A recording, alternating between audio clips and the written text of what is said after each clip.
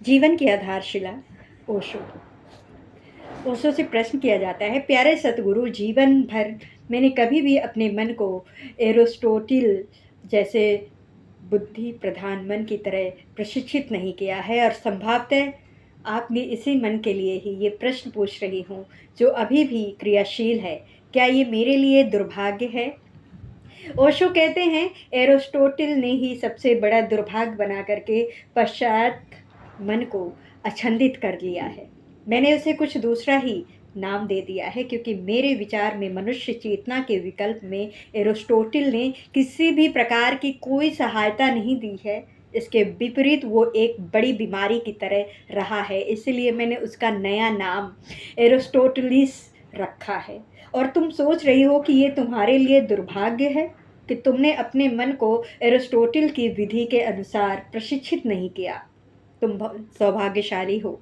यह अविश्वसनीय लगता है कि ग्रीक होते हुए भी तुम एक एरिस्टोटलिस से छुटकारा पाने की व्यवस्था कर सकी, क्योंकि ये चारों ओर फैला हुआ है और ऐसा होना एक बद्धता है, क्योंकि एथेंस की ये स्थान था जहाँ से एरिस्टोटिल जीवन भर ये बीमारी चारों ओर फैलाता रहा। उसने पूरे पश्चात मन को बनाया और विकसित किया, और यदि आज पश्चिम तीसरे विश्व युद्ध से पूरे संसार को नष्ट करना चाहता है तो पूरा श्रेय एरिस्टोटल को ही देना होगा, क्योंकि यही वो एक व्यक्ति है जिसने 2000 पूर्व से जो बीज बोए थे वे ही विकसित हुए हैं। आप अगुणित हथियारों जैसे कि फल फूल दे रहे हैं। पूरी वैज्ञानिक पहुंच ही एरिस्टोटल की विधि पर आधारित है। एरिस्टोटल जीवन को काले और सफ़ेद दो भागों में विभाजित करता है। या तो कोई चीज़ ठीक है या कोई चीज़ गलत है। ये मध्य मार्ग के आधार को बिल्कुल स्वीकार करता ही नहीं। वो किसी अन्य विकल्प को मानने की अनुमति ही नहीं देता। आ है और आ कभी भी बा नहीं हो सकता, यही उसका आधार है। या तो वो तुम मेरे मित्र हो अथवा तुम मेरे दुश्मन हो। वे लोग जो मेरे मित्र नहीं हैं मेरे दुश्मन हैं। एरिस्टोटल के सोचने का ढंग बचकाना है। जीवन इतना अधिक सरल नहीं है। जीवन तो इंद्रधनुष के उन सभी विधि 7 रंगों के समान है। उसमें सभी रंग है उसमें सभी रंगों का अभाव भी है और वो सभी रंगों का सम्मिश्रण भी है। वो इंद्रधनुष से भी कहीं अधिक बढ़कर, और क्योंकि इंद्रधनुष में तो सफ़ेद और काले 2 रंगों का भी अभाव होता ही है। ये बड़ी अजीब बात है कि एरिस्टोटल के लिए केवल श्वेत और यशम 2 रंग ही अस्तित्व में हैं, जबकि वास्तविकता केवल सफ़ेद और काले रंग की अस्तित्व में ना होकर के शेष सभी रंग होते हैं। काला रंग सभी रंगों की अनुपस्थिति है और सफ़ेद रंग सभी रंगों की उपस्थिति है। क्योंकि सभी रंग उपस्थित होते हैं उसमें, इसीलिए कोई भी रंग दिखाई नहीं देता। तुम्हें रंगों के बारे में थोड़ा सा समझना होगा, क्योंकि इसी से तुम एरिस्टोटल और उसके भटकने वाले तर्क को समझ सको। जब तुम सफ़ेद रंग को देखते हो तो इसका अर्थ है कि उस वस्तु पर जो सभी किरणें गिर रही हैं वे प्रतिबिंबित हो रही हैं। किसी भी रंग की कोई किरण पीछे बची ही नहीं है। तुम इसे एक छोटे से प्रयोग द्वारा समझ सकते हो। तुम 7 इंद्रधनुषों के रंगों वाली 7 पखुड़ियों का एक पंख बना करके उसे बिजली से चला सकते हो।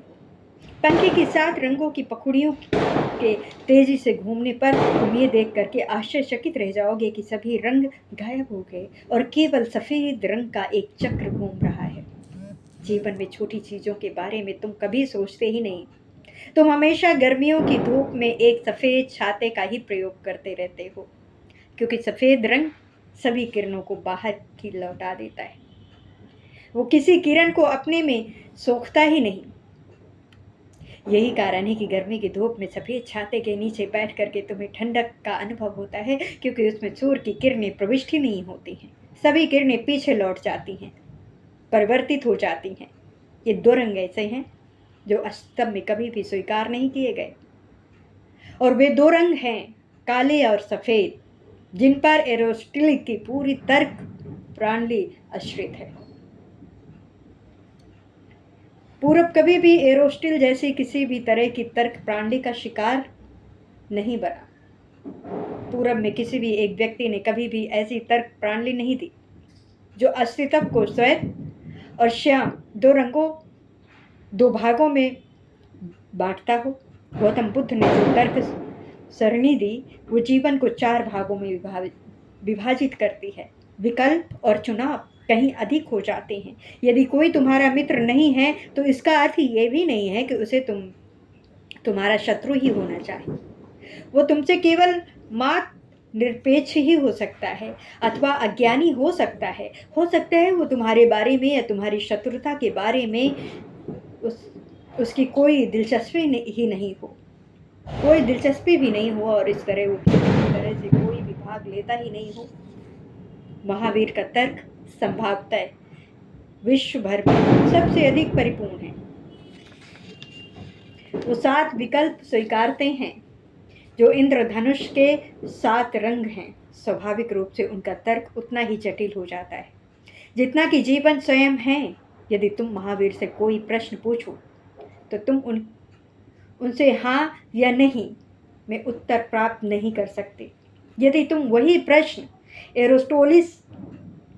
एरिस्टोटिल से पूछो तो वो हाँ अथवा ना में पहले से ही उत्तर देने के लिए तैयार बैठा होगा, क्योंकि उसके सामने केवल 2 ही विकल्प हैं। महावीर ने मनुष्य जाति में पूरे इतिहास में जो तरीका ढूंढा है वो अनूठा है और उसके लिए वे एक विशिष्ट शब्द का प्रयोग करते हैं। वे भी कभी भी हाँ या ना शब्द का प्रयोग नहीं करते हैं, क्योंकि वो ये भ्रम उत्पन्न करता है कि जीवन बहुत सरलतम होकर के 2 में विभाजित है। महावीर हमेशा प्रत्येक चीज का उत्तर यसंत अर्थात शायद कहकर देते हैं। उत्तर देते हुए वो दूसरे विकल्प भी खुले रखते हैं। यही कारण है कि वो अपने चारों ओर बड़ी संख्या में अनुसरणकर्ताओं का समूह न जुटा सके। महानतम शिक्षक, सर्वाधिक तर्कपूर्ण व्यक्ति भी बड़ी संख्या में अनुगमन करने वाले इकट्ठे न कर सका। आज भी उनके मानने वाले 30-35 लाख से अधिक नहीं है। 25 शताब्दियों के बाद यदि उन्होंने 35 युगलों को भी शिक्षा दिया होता तो उन लोगों से उत्पन्न जनसंख्या ही बढ़ करके 30-35 लाख हो जाती। भारतीयों के लिए कोई बड़ा काम नहीं है, लेकिन वो साधारण मनुष्य चित्त को आकर्षित ना कर सके। साधारण मन ने महसूस किया कि जो कुछ भी महावीर कहते हैं उनके सिर के ऊपर होकर के गुजर जाता है। तुम उनसे परमात्मा के बारे में प्रश्न पूछो, वे कहेंगे शायद। तुम कोई ठोस उत्तर चाहते हो, परमात्मा है अथवा नहीं, वे कहते हैं शायद। शायद क्या? शायद से क्या समझना चाहिए हमें? इसका यह अर्थ नहीं है कि परमात्मा का अस्तित्व ही नहीं है। इसका सरल अर्थ इतना ही है, तुम पर निर्भर करता है तुम उसे किस पहलू से देखते हो।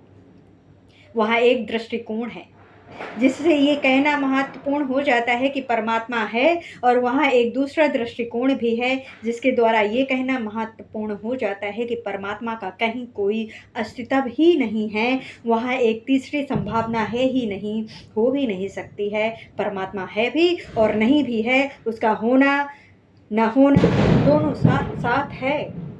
यहाँ एक चौथी संभावना भी है, बस खामोश रहा जाए, उस बात का कोई उत्तर दिया ही ना जाए, क्योंकि प्रश्न ही ऐसा है जिसका कोई उत्तर है ही नहीं। इसी तरह से वो आगे बढ़ते हैं। जिस समय परमात्मा के 7 पहलुओं पर वो अपना प्रवचन समाप्त करते हैं और उसे सुन करके तुम पहले से कहीं अधिक उलझन में पड़ जाते हो और उलझन में पड़ते हुए घर लौट जाते हो। इस मनुष्य का अनुसरण आखिर कौन करने जा रहा है? लगभग प्रत्येक चीज का प्रारंभ वे यसत अर्थात शायद से करते हैं, लेकिन वे कहते हैं सर्वाधिक तर्कपूर्ण मनुष्य हैं। 25 शताब्दी पूर्व उन्होंने संक्षेपवाद के सिद्धांत की बात कही थी और पश्चिम को उसे समझने में 2500 वर्ष लग गए। जब अल्बर्ट आइंस्टीन ने विज्ञान के क्षेत्र में संक्षेपवाद के सिद्धांत का प्रतिपादन किया, इस मनुष्य महावीर में अस्तित्व के अंदर झांकने की अत्यंत गहरी और तीव्र अंतर्दृष्टि जरूर होनी चाहिए। उनके पास कोई प्रयोगशाला नहीं थी और ना अपनी तार्किक सत्यता के समर्थन में उनके पास प्रयोग करने के लिए कुछ और साधन थे। इसलिए युक्ता, तुम्हें ये विचार करना ही चाहिए कि तुम्हारा कहीं कोई दुर्भाग्य है। ये तुम पर अस्तित्व का आशीर्वाद है कि तुम कभी भी एरिस्टोटल की विचारधारा के जाल में नहीं फंसी। उसने मनुष्यता के आधे अस्तित्व को नष्ट कर दिया। उसके प्रभाव से जीवन को यह अथवा वे के दृष्टिकोण से देखने लगा और इससे जीवन और अधिक रहस्यमय हो गया। वो एक साधारण हाँ या नहीं के स्थान पर महावीर के शायद के निकट आ पहुंचा है। मैंने उस महान दार्शनिक के बारे में सुना है जो महावीर के पास उनके यस्तावाद के दर्शन को चुनौती देने गया था और उसने कहा था, आप अपने कथन की पुष्टि में कोई ठोस उदाहरण नहीं देते। आप कोई ठोस उदाहरण दें। महावीर ने कहा, पूरा जीवन ही इसका उदाहरण है। लेकिन तुम बस मजा लेने के लिए किसी कोर्ट में किसी न्यायाधीश द्वारा पूछे गए इस प्रश्न को ही देखो, क्या तुमने अपनी पत्नी को पीटना बंद कर दिया है? क्या तुमने अपनी पत्नी को पीटना बंद कर दिया है? इसका उत्तर देने के लिए तुम्हें हाँ या नहीं दो में से एक को चुनता है। दो में से किसी एक को चुनना है। क्या तुमने अपनी पत्नी को पीटना बंद कर दिया है? यदि तुम कहते हो हाँ, मैंने पीटना बंद कर दिया है, तो इसका अर्थ है कि तुम पहले उसे पीटा करते थे। यदि तुम नहीं कहते हो तो इसका अर्थ है कि तुम उसे अभी तक पीट रहे थे। लेकिन यह तुम्हें किसी भी संभावना से ये कहने की अनुमति नहीं देती है कि मैंने अपनी पत्नी को कभी भी नहीं पीटा है। ये बात तुम्हें कहीं भी नहीं दर्शाती है कि मैंने अपनी पत्नी को कभी नहीं पीटा है। केवल साधारण हाँ या नहीं के द्वारा ही जीवन का इतने साधारण रूप में उत्तर देना संभव नहीं है। और अब पश्चिम वैज्ञानिक भी एरिस्टोटल से छुटकारा पाते जा रहे हैं, विशेष रूप से आधुनिक भौतिक शास्त्र। उन्होंने अल्बर्ट आइंस्टीन के बाद अब एरिस्टोटल और उसके तर्कशास्त्र को छोड़ना शुरू कर दिया है।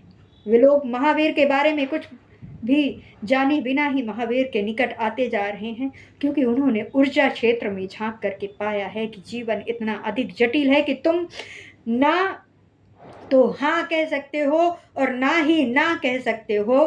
तुम्हें इन दोनों से भिन्न कोई तीसरा विकल्प चुनना होगा।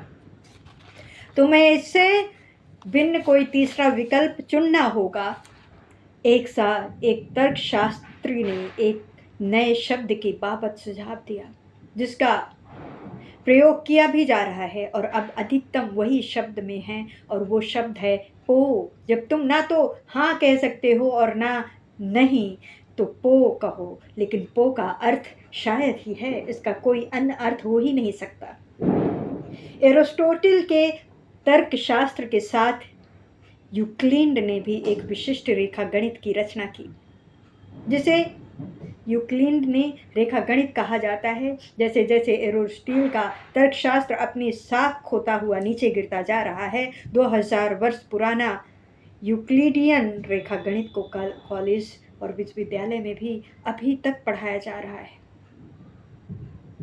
क्योंकि ये एरिस्टोटल के तर्कशास्त्र पर ही आधारित। और जब आधार ही नकली सिद्धांत हो चुका हो तो यूक्लिडियन रेखा गणित के बारे में भी 1001 प्रश्न उठ खड़े हुए। उदाहरण के लिए यूक्लिड कहता है कि दो बिंदु के मध्य जो सबसे कम अंतर है वही होती है एक सीधी रेखा। सीधी रेखा की परिभाषा है वो दो बिंदुओं के बीच के सबसे छोटी दूरी है।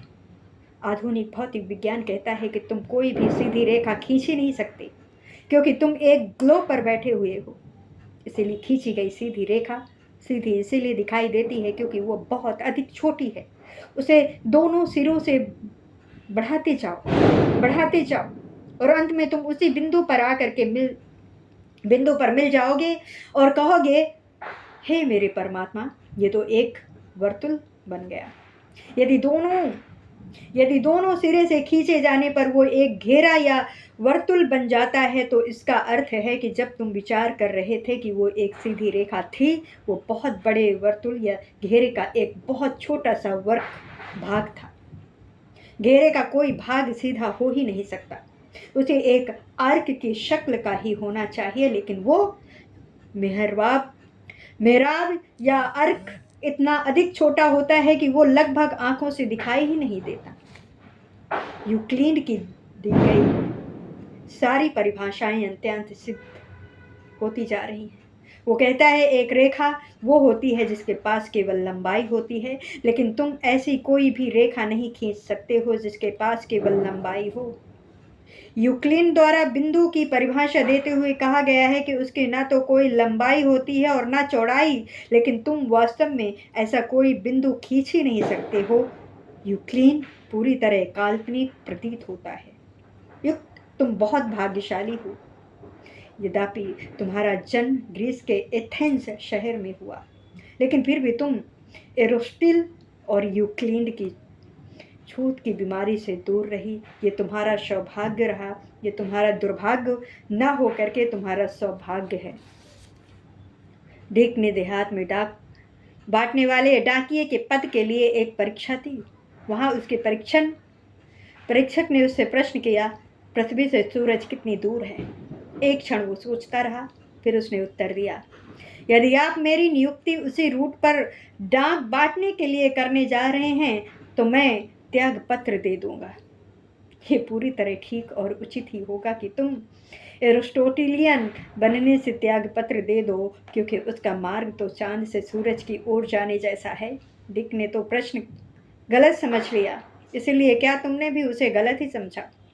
अर्थात लंबी अवधि से मुझे सुनते हुए तुमने ये प्रश्न पूछा ही ना होता, मैं हमेशा एरिस्टोटल के विरुद्ध रहा हूँ, क्योंकि वो एक रहस्यदर्शी ही नहीं है, वो एक कवि भी नहीं है, वो एक रहस्यदर्शी भी नहीं है, वो एक कवि भी नहीं है, कोई सृजनात्मक कलाकार भी नहीं है, न संगीतज्ञ है, न नर्तक है, यहाँ तक कि वो एक वैज्ञानिक भी नहीं है। उसके 2 पत्नियां थीं और वो अपनी तर्कशास्त्र के पुस्तक में लिखता है कि स्त्रियों के दांत पुरुषों की अपेक्षा अधिक होते हैं, पुरुषों की अपेक्षा कुछ कम होते हैं। अब ये केवल मात्र मूर्ता ही है। 2 पत्नियों के होते हुए भी उसने अपनी पहली पत्नी अर्थात श्रीमती एरिस्टोलिया प्रथम अथवा पत्नी नंबर 2 श्रीमती एरिस्टोलिया द्वितीय से कहा होता, जरा आप अपना मुंह खोलिए और मुझे अपने दांत गिनने दीजिए। ये बहुत साधारण सा प्रयोग था, इसके लिए किसी अगुणिक ऊर्जा मशीन या आधुनिक प्रयोगशाला की कोई ज़रूरत न थी। उसके अपने ही घर में 2 जीवित प्रयोगशालाएं पहले से ही थी, अथवा यदि वो उनसे डरता था तो उसे उनके दांतों को तब गिन लेना चाहिए था जब वे सो रही होती, और उसे ऐसा पुस्तक लिखने के पूर्व कर ही लेना चाहिए था। लेकिन उसने उस समय ग्रीस में प्रचलित अंधविश्वास, जो कि आज भी वो प्रचलित है, जो का त्यों लिख दिया। ये एकमात्र उसका विश्वास का निष्कर्ष है। स्त्री किसी भी भांति पुरुष की बराबरी नहीं कर सकती, किसी भी चीज में, किसी भी तरह। फिर उनके पुरुष के बराबर दांत हो कैसे सकते हैं? ऐसा प्रतीत होता है कि सदियों तक किसी ने भी इस बात की कोई फिक्र ही नहीं की। पुरुषों को तो फर्क ही नहीं पुरुषों को तो माफ भी किया जा सकता है, क्योंकि वे सभी पुरुष प्रधान को बनाने वाले हैं। लेकिन स्त्रियां क्या कर रही थी? दर्पण के आगे घंटों खड़ी रहने वाली स्त्रियों से कम एक स्त्री ने तो अपने दांतों को गिना होता, लेकिन आज तक किसी स्त्री ने भी ये प्रश्न उठाया ही नहीं। उन्होंने जैसे ये विचार स्वीकार ही कर लिया। ये केवल एक विचार है जिसे स्त्रियों ने स्वीकार कर लिया। संसार में कितनी अधिक मानसिक गुलामी है, कितनी अधिक मानसिक गुलामी है। एक बार एक विचार स्वीकार कर लिया जाता है, फिर तुम उसे बस स्वीकार करते रहते हो। तुम ये जांच करना बंद ही कर देते हो कि उसमें वैधता है भी अथवा नहीं। और एरिस्टोटल जैसे व्यक्ति ने भी, जिसे पश्चिम तर्कशास्त्र का पिता कहा जाता है, लेकिन मैं उसे तर्कपूर्ण मस्तिष्क का व्यक्ति भी नहीं मानता। वो भी किसी अन्य व्यक्ति की ही भांति अंधविश्वासी था। उसने बस एक मान लिया कि पुरुष की अपेक्षा स्त्री के कुछ दांत कम होते हैं और एक वैज्ञानिक चित्त को इस तथ्य की जांच करनी ही चाहिए थी। वास्तव में मनुष्य जाति के पूरे इतिहास में ही अकेला एक ऐसा व्यक्ति हूँ जिसने एक स्त्री के दांतों को गिना, क्योंकि मेरे तर्कशास्त्र के प्रयोग प्रोफेसर ये आग्रह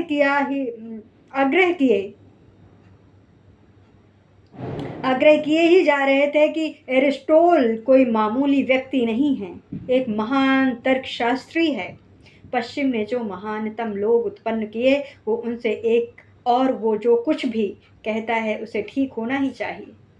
मैंने उनसे कहा, मैं इसकी जरा भी फिक्र नहीं करता वो एक महान तर्कशास्त्री है अथवा नहीं। और अपनी सीट से खड़े होकर के मैंने कक्षा की लड़कियों से पूछा, क्या कोई लड़की इतनी साहसी है जो आगे बढ़ कर के सामने आए? मैं उसके दांत गिनना चाहता हूँ। वे सभी एक दूसरे की ओर देखने लगे। मैंने कहा, ये केवल एक तर्कपूर्ण प्रश्न ही नहीं है, ये इसलिए भी महत्वपूर्ण है क्योंकि ये प्रश्न स्त्री का पुरुष से सम्मान होने का प्रश्न है। किसी को साहस करना ही चाहिए, और यदि तुम में से कोई आगे बढ़कर नहीं आता तो मैंने क्लास के बाहर पहले से 4 आदमी ऐसे भी तैयार कर रखे हैं जो तुमसे किसी एक को बलपूर्वक पकड़ करके उसके दांत गिनेंगे ही, क्योंकि मैं वक्तव्य को तब तक स्वीकार नहीं कर सकता जब तक कि वास्तव में मैं उससे सत्यता की खोज न कर लूं। तब लज्जा का अनुभव कर एक लड़की उठ करके खड़ी हुई। प्रोफेसर झुझला करके बोले, ये सब कुछ क्या बकवास हो रही है?